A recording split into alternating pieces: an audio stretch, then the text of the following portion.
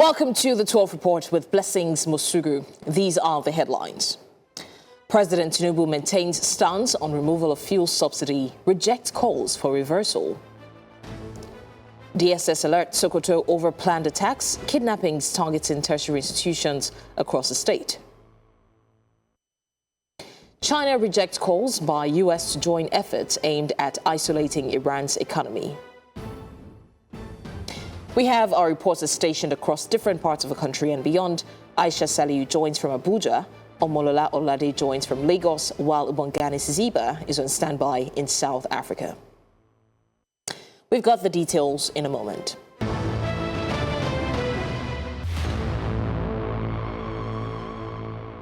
Let's kick things off in the FCT, where President Bola Tinubu has defended his administration's decision to remove the fuel subsidy, describing calls for its reversal as serious ignorance of governance and the economy. Speaking at the presidential villa, Tinubu said the subsidy removal was necessary to strengthen Nigeria's finances and support development. He recalled that 27 states struggled to meet salary obligations before he assumed office in 2023.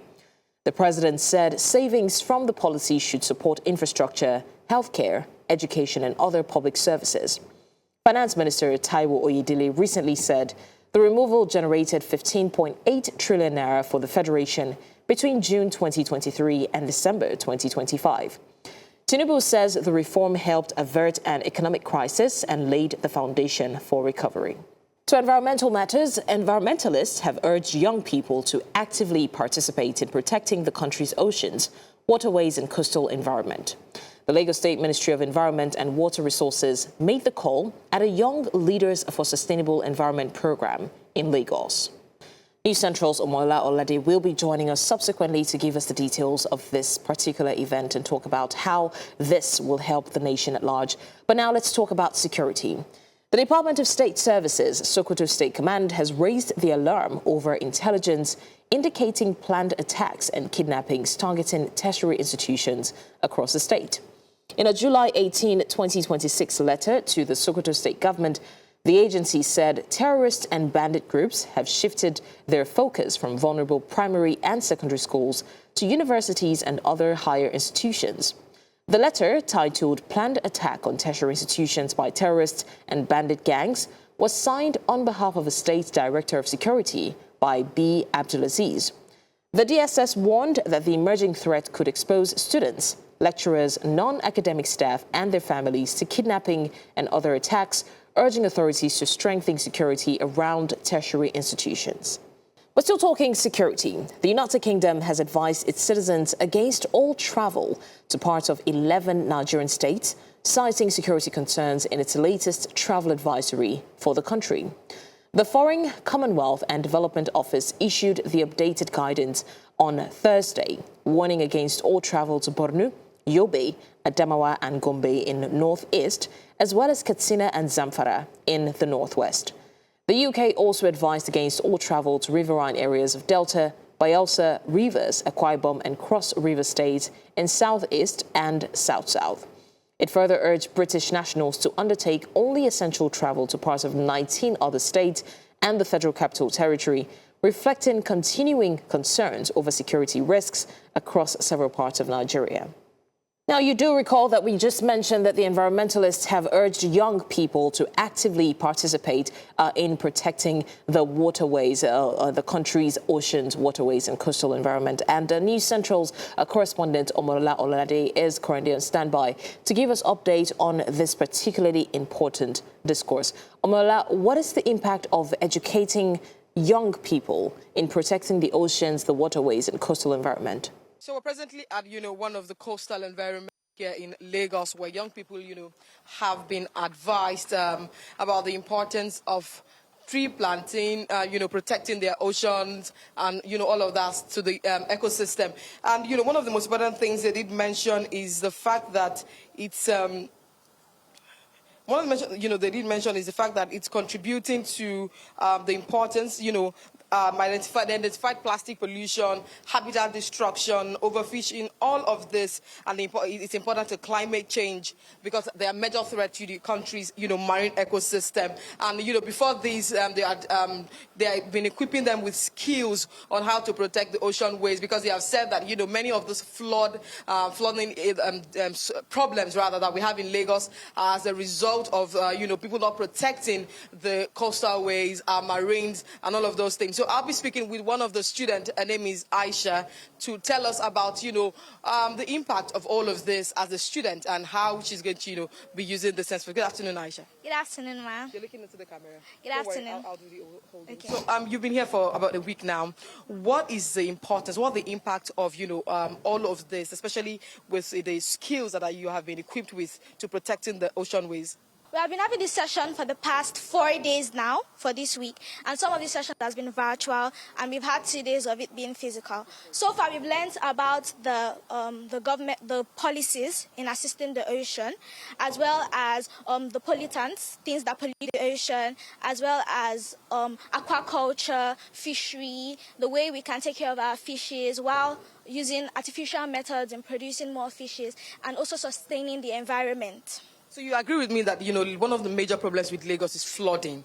So how do you think that you can use all of this to avert flooding in Lagos? All of the knowledge? Yes, exactly. Well, the major problem with flooding comes from the pollution of our drainages with plastics and our waste. So if we are able to dispose our waste properly, I believe that flooding will be minimized greatly. Thank you very much. What about tree planting? Because we're presently here planting trees and all of that. What do you think?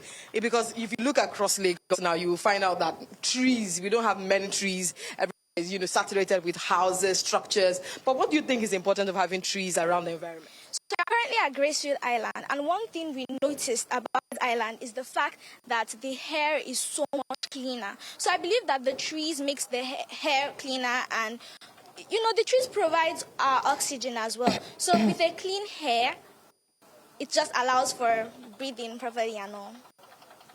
Thank you very much, Aisha. You've heard it from one of the students who said that the importance of these things cannot be overemphasized, especially when it comes to protecting the oceans. We've seen the impact to be felt with averting flood and all of that. And she's mentioned, about tree planting. She mentioned that you can never overemphasize the importance of tree planting, particularly to the society and the environment, especially, getting clean air, like she mentioned, that's quite important. It's back to you in the studio, Blessings. Orta Omolola Olade there with the update on environmental sustainability, and it's beautiful to see that the younger generation are being equipped with the knowledge as well as the resources to help them protect the environment as best as they can. To election matters now, the Inspector General of Police, Olatunji Disu, has urged Nigerian youths to shun violence and disinformation as the nation approaches the 2027 general elections, but support in peace-building effort of the nation. Speaking at the National Youth Leadership and Security Dialogue organized by the Nigeria Police Force to commemorate the 2026 International Youth Day, he says young Nigerians must not allow themselves be used as instruments of political violence. News Central's Idong Joseph, who was in attendance, now brings us more about the session. We will hear from Idong Joseph shortly, but in the meantime, moving away from that, a land dispute is brewing in Umunenweze community as residents protest what they describe as alleged encroachment on their ancestral land by individual developers. The community accuses its traditional ruler of involvement in the sale of portions of the land, while the Abia State Ministry of Lands says it has no involvement in the disputed property. News Central's Chinwe Ugeli reports. Residents of Umunenweze community have taken to the streets to protest what they describe as encroachment on their ancestral land by individual developers. The community spokesperson, John Iwojiono, and other leaders alleged that the traditional ruler facilitated the sale of portions of the land to outsiders without the consent of the original owners.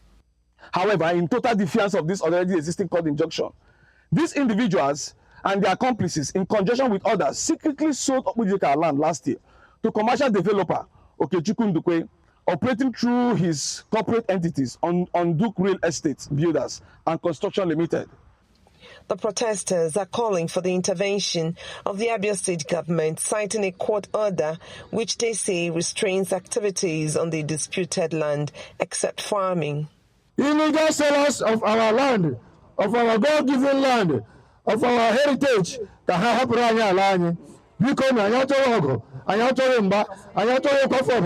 police, military, we urge security agencies to intervene immediately and prevent everyone from flaunting the valid subsisting court order before there is a total breakdown of peace and order. When contacted by telephone, Eze Paul Zebu declined to comment on the allegations, but directed questions concerning the land to the Ministry of Lands. What was the last one?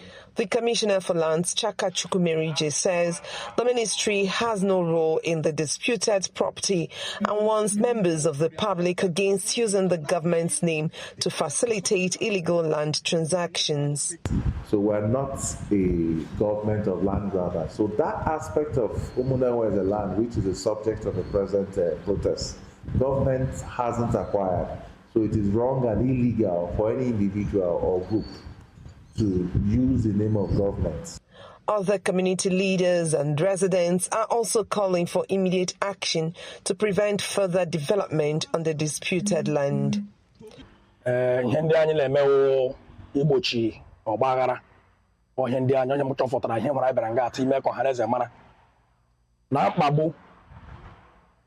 developer through our traditional leaders. This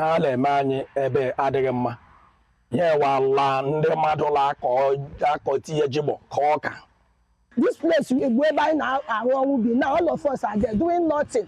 We are just hustling for other people to eat and live fine. So because help for the sake of the women and our children, their future. They say resolving the dispute will help prevent further tension and preserve peace within the community. In Abia for News Central, Chinwe Ugeli. You're live with us on the 12 Report. We go on a break now. Stay with us for more stories when we return.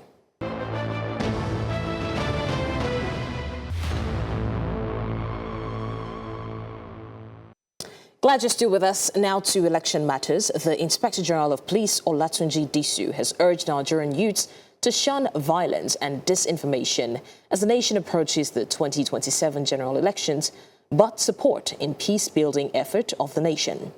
Speaking at the National Youth Leadership and Security Dialogue organized by the Nigeria Police Force to commemorate the 2026 International Youth Day, he says young Nigerians must not allow themselves to be used as instruments of political violence. Now, News Central's Idong Joseph, who was in attendance and now brings us more about the session, will be giving us more update.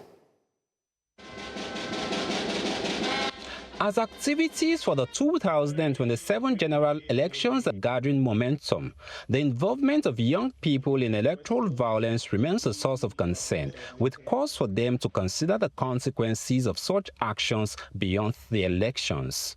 When the campaign is over, political actors may reconcile, and politicians always do.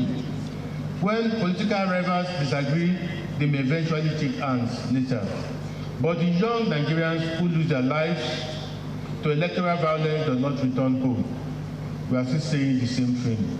Think, do what is right. The Inspector General of Police, Olatunji Disu, says that the force will respect and protect the right of young Nigerians to fully participate in the democratic process, but will not tolerate political violence. Let me speak clearly on behalf of the Nigerian Police Force.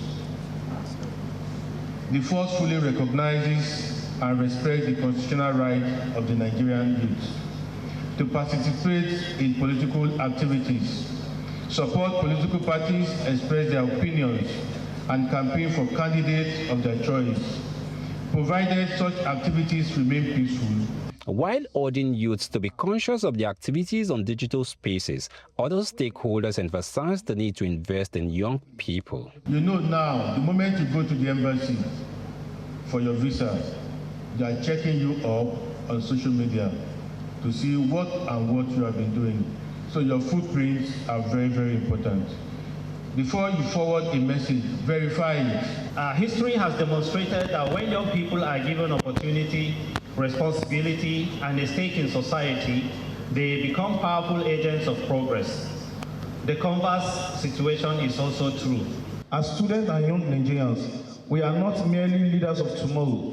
We are stakeholders and contributors to the Nigeria of today. While the annual celebration of the International Youth Day is marked on August the 12th, the police say that the delay for the engagement is necessary to strengthen partnership in building a safer and more peaceful society ahead of the 2027 elections. In Abuja for News Central, Idong Joseph. Meanwhile, the Lagos State Police Command has arrested at least 39 suspects allegedly linked to the vandalism and theft of construction materials along the Lagos-Calabar Coastal Road and the Third Mainland Bridge. The arrests form part of intensified efforts by the command to protect critical infrastructure and curb the destruction and theft of public assets across the state.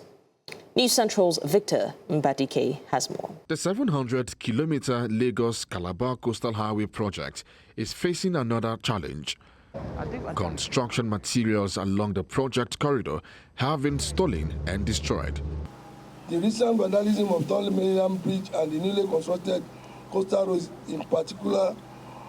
is particularly concerning, as such acts not only cause significant losses but also threaten major government projects designed to improve transportation, connectivity, and economic activities. The command will not allow criminals to undermine this development effort. If you go to Coastal Road, the drainage system we have there is an underground drainage system, but at the ground level of it, you have what we call manholes cover. We use manholes to cover the drainage. So what happened is that between that January and now, we have 1,800 of this manhole that have been stolen, 1,800 of it.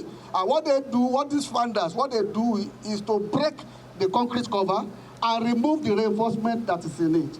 You know that this manhole is just small. It's less than 1 meter by 1 meter. And so when they remove the concrete, they break it and remove the iron that are inside. That is not all. We have this clear view fence. If you go to Coastal Road, on both sides, it's made of iron. Clear view fence on the right-hand side, clear view fence on the left-hand side to screen the community away from the Coastal Road.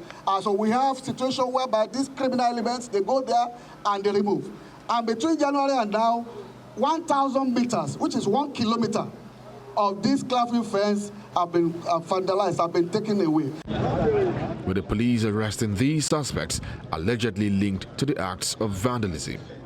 The cases highlighted today are part of our broader strategy to prevent crime, protect critical infrastructure, and safeguard residents, visitors, and business across Lagos State. However, the Ministry of Works has warned against activities that could undermine the safety and progress of the project. We have another three of them here that created illegal U-turn on the Coastal Road. They were like collecting money. They give U-turn to people and then they collect money from them. All of this is not tolerated on the Coastal Road. And let me use this medium also to announce to Lagosians and Nigerians, we don't want trailer to park on Coastal Road. So there's no keke on the Coastal Road. It's very, very important. If you drive bicycle, if you drive tricycles, you will be arrested. Meanwhile, the police say investigations will continue to unravel the full extent of the vandalism and identify other suspects. In Lagos, for News Central, Victor Mbadike. Let's head outside Nigeria. South Africa and Zimbabwe are holding the fourth session of the South Africa-Zimbabwe Bi-National Commission, the BNC, in Pretoria. The fourth session will provide an opportunity for the two heads of state to review progress in implementing existing bilateral commitments and to identify opportunities to further strengthen relations between South Africa and Zimbabwe. News Central's Bongani Siziba joins us now to give us more details from Pretoria. Bongani, can you give us an update of the meeting between both countries? Absolutely. Good afternoon to you. We are here in Pretoria, where the spotlight now turns from the regional agenda discussed at the SADC summit in Durban, now to a relationship that is more important, the bilateral partnership between South Africa and Zimbabwe. And today, both presidents are here just to have that discussion on for the fourth session of the South Africa-Zimbabwe Binational Commission. And this is a relationship that goes far beyond politics. South Africa and Zimbabwe share borders, they share a history, they also share deep economic ties, and importantly, the relationship was forged during the years of struggle against apartheid and colonialism. Zimbabwe played an important role in supporting South Africa liberation struggle, and today, decades later, two countries are asking a very different question. But what is on the table is that, of course, trade investment is on the high agenda, alongside with infrastructure and border economic cooperation.